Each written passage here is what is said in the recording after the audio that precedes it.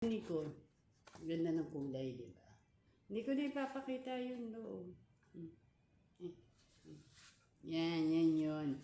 Yan yung spoonie ko. Maganda siya, di ba? Tapos, meron din akong Tamagotchi.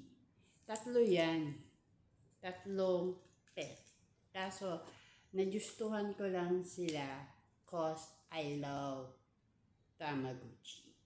And hindi ko kasi, nung 11 years old ako, meron akong maraming Tamagotchi like green, yellow, blue, orange.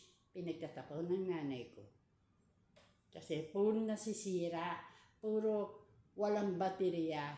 And I'm not expecting na masasaktan ako. Kasi bata pa ako nun eh.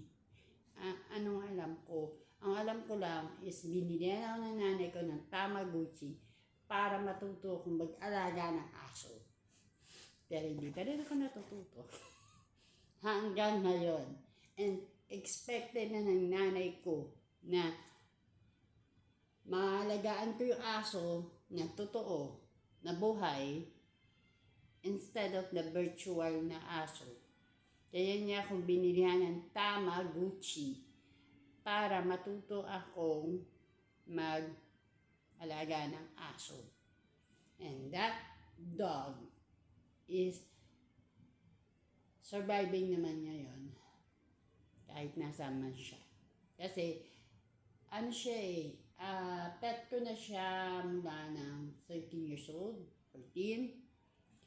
Si Sparta. Si Sparta kasi lumaki sa akin. And the way I know it, na 11 years old pa lang, bibilihan ka ng Tamagotchi. Ito, para matuto ka mag-alaga ng totoong aso, kung paano magpakain, kung paano magbugas ng pupo nila, and everything. Kaya, nagsimula ako sa ganito. And now, I have to say, goodbye, see you later.